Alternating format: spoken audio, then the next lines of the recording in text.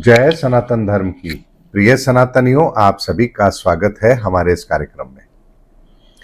सनातनियों, आपने सुना होगा कि व्यक्ति के अंदर प्रतिभा होनी चाहिए या प्रतिभा है, या ये व्यक्ति कितना टैलेंटेड है।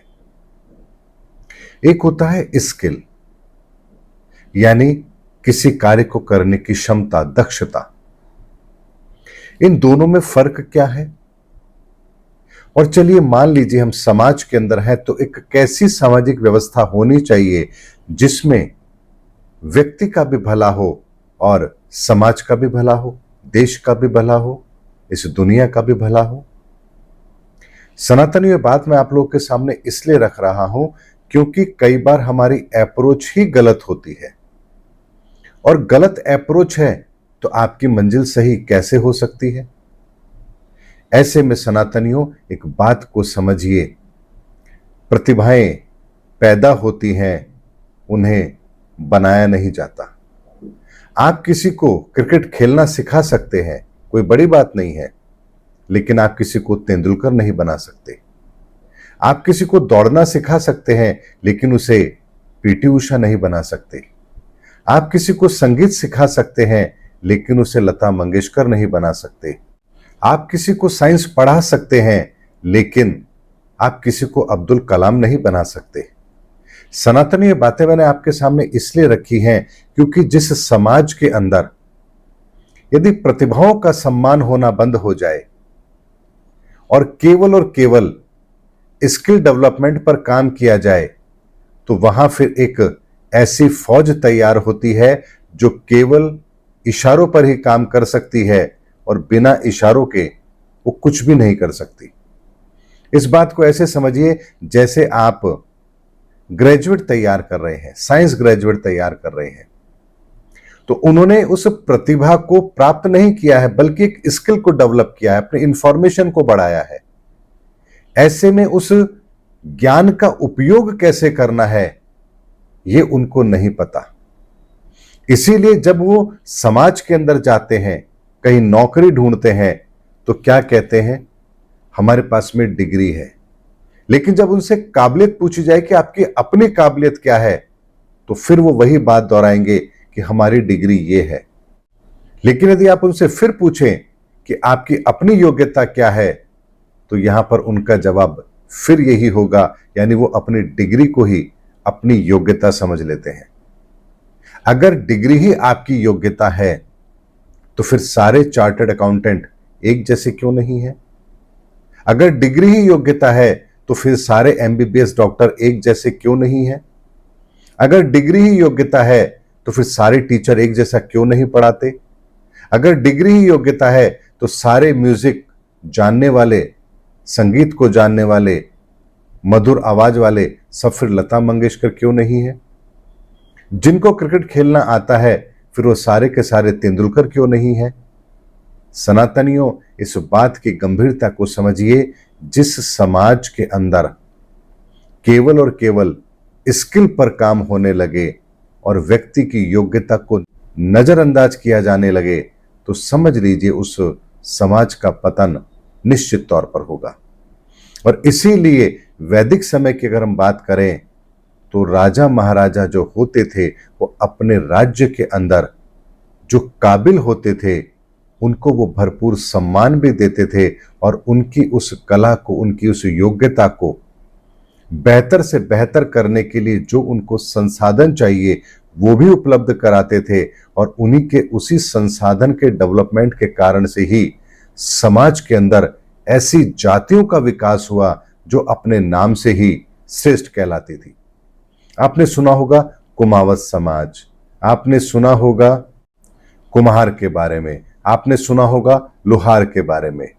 यानी ये जातियां नहीं हैं, लेकिन इनके काबिलियत के आधार पर इन्हें एक उपाधि मिली है। यानी ये व्यक्ति, ये समाज उस क्षेत्र के अंदर एक विशेष योग्यता को रखता है।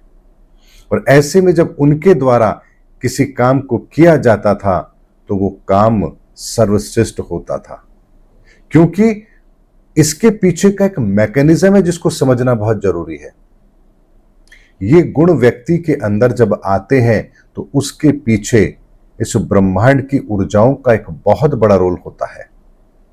उन ऊर्जाओं के अधीन ही उनको ये योग्यताएं मिलती हैं और उन ऊर्जाओं का विकास ही इस समाज के अंदर एक बेहतर व्यवस्था को जन्म देता है।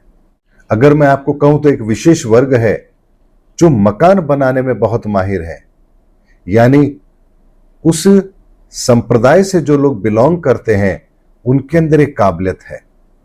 मैं नाम किसी का इसलिए नहीं लूंगा क्योंकि या फिर वो जातिगत बात हो जाती है।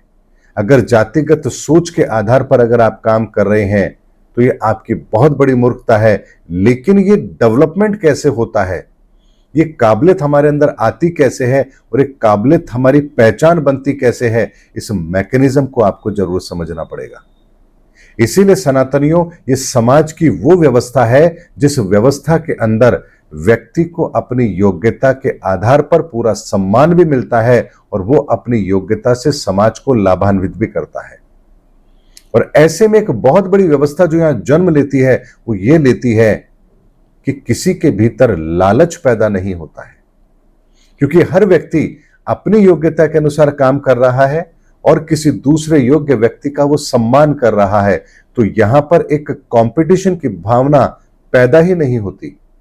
अगर कंपटीशन की भावना नहीं है तो आपके अंदर लालच भी पैदा नहीं होगा और लालच मुक्त समाज, उसकी कल्पना करके देखिए, आपको एक बहुत ही बेहतर तस्वीर समाज की दिखाई देगी।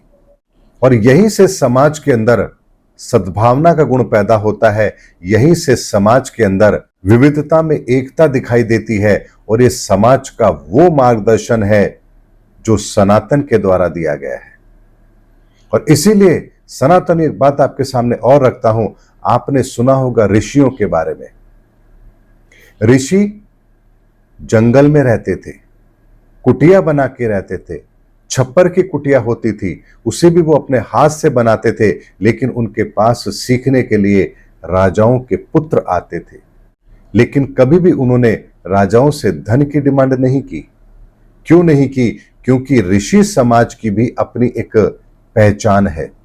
अपने जीवन को समाज के लिए समर्पित कर देना, सनातन के विज्ञान को समझना, धर्म संस्कृति को समझना और उसके आधार पर समाज को एक बेहतर व्यवस्था देना, ये काम ऋषियों का होता था। और इस काम को करते हुए वो अपनी उस अवस्था में इसलिए रहते थे ताकि समाज का कोई भी वर्ग उनसे छूट ना जाए। कहीं ऐसा ना हो कि किसी को लगे अरे तो ऋषि हैं, इनके यहां तो राजकुमार आते हैं तो हमें कौन पूछेगा। यानी ऋषि भी अपने जीवन व्यवस्था को वैसा ही रखते थे जैसी उनकी आवश्यकता है, यानी उनके भीतर भी कहीं कोई लालच है ही नहीं। इसीलिए सनातनियों, एक बात को समझिए, हमारी जरूरतें बहुत छोटी हैं लेकिन हमारा लालच बहुत बड़ा है। आपका लालच कभी समाप्त हो ही नहीं सकता। आपको अगर दुनिया की तमाम दौलत दे दी जाए तब भी आपका यह लालच समाप्त नहीं होगा। उदाहरण से समझ लीजिए, एक व्यक्ति सोचता है कि मैं राजनीति करूं, फिर वो सोचता है चलो कहीं से पार्षद का टिकट मिल जाए तो मैं पार्षद बन जाऊं। पार्षद बनने के बाद उसकी महत्वाकांक्षा होती है कि मुझे एमएलए का टिकट मिल जाए। एमएलए बन जाने के बाद में उसकी महत्वाकांक्षा होती है कि मैं सांसद बन जाऊं। सांसद बनने के बाद होती है कि मैं मंत्री बन जाऊं। मंत्री बनने के बाद होती है कि अगर मुझे मौका मिले तो मैं प्रधानमंत्री बन जाऊं। प्रधानमंत्री बनने के बाद में महत्वाकांक्षा होती है पूरे देश के अंदर मेरे जैसा कोई व्यक्ति ना हो। इस महत्वाकांक्षा के बाद उसकी अगली महत्वाकांक्षा होती है कि पूरी दुनिया मुझे माने। पूरी दुनिया अगर उसको मानने लगे तो उसकी महत्वाकांक्षा होती कि अब मैं भगवान बन जाऊं। यानी सनातनियों, आपकी महत्वाकांक्षा, आपका ये लालच कभी भी समाप्त हो ही नहीं सकता। इसीलिए इस लालच के घोड़े के ऊपर अगर सवार होकर ये दुनिया चलेगी तो वो कभी भी अपनी मंजिल तक पहुंच नहीं सकती। इसीलिए इस लालच के अंत के लिए जो सबसे बेहतर व्यवस्था हमारे सनातन धर्म के अंदर दी गई है, वो दी गई है गुणों की पहचान और अपने गुणों का विकास, और उन गुणों के आधार पर समाज के अंदर एक सम्मान की भावना, और वो सम्मान की भावना, वो योग्यता आपके जीवन को बेहतर बनाने के लिए पर्याप्त है। समाज को भी उससे लाभ है और ये लाभ कभी भी एक दूसरे के बीच में कंपटीशन क्रिएट नहीं करता, और बिना कंपटीशन के अगर कोई चीज विकसित हो रही है तो वो सबकी भलाई के लिए है। इसीलिए सनातनियों, एक बात को समझिए, हमारे भीतर अगर लालच है तो वो लालच हमें कभी भी सफलता की सीढ़ी पर नहीं पहुंचा सकता, चाहे फिर वो रास्ता राजनीति का हो, चाहे फिर वो रास्ता आध्यात्म का हो, चाहे फिर वो रास्ता सामाजिक व्यवस्था का हो, चाहे वो रास्ता फिर व्यापार का हो या फिर धर्म गुरुओं का हो। यानी अगर लालच आपके भीतर है तो आपका पतन निश्चित है। यह अलग बात है कि पतन कितनी देर में होता है, लेकिन होगा जरूर। इसीलिए सनातनियों, लालच रहित समाज, लालच रहित मनुष्य और लालच रहित हम इंसानों की प्रवृत्ति, अगर इस पर काम होगा तो हमारी हर समस्या का समाधान जरूर होगा। और इसीलिए कल्कि का एक बहुत बड़ा कार्य होगा इस धरा पर, इस समाज को लालच से मुक्त करके एक ऐसी सामाजिक व्यवस्था को दुनिया के सामने रखना जहां लालच का कोई नामो निशान ना हो। और ये काम उनके सिवा और कोई नहीं कर सकता। और ये बहुत बड़ी पहचान होगी कल्कि की, जो समाज को लालच मुक्त बनाने के लिए कार्य करेंगे। और उसके लिए सबसे पहले तो उनके अपने व्यक्तिगत जीवन में भी इसका एक बहुत बड़ा उदाहरण आपको देखने को जरूर मिलेगा। इसीलिए सनातनियों, सनातन के मूल्य स्थापित करना यही कल्कि का कार्य होगा। और इस कार्य को अब बहुत शीघ्र आप दुनिया में घटित होता हुआ भी देखेंगे, लेकिन इसके बाद भी कोई ये नहीं पहचान पाएगा कि कल्कि कौन है। उम्मीद करता हूं सनातनियों, इस दुनिया के मैकेनिज्म में चीजें कैसे काम करती हैं और हमें हमारी बहुत बड़ी समस्या का भी समाधान कितनी आसानी से मिल सकता है, इसी बात की गहराई को समझिए। सनातन है तो हमारी हर समस्या का समाधान है, और सनातन नहीं है तो कोई ऐसी चीज नहीं जिसमें आपके समस्या ना हो। मिलेंगे अगले वीडियो के अंदर, तब तक के लिए जय सनातन धर्म की, जय धर्म युग की, जय सनातन विश्व।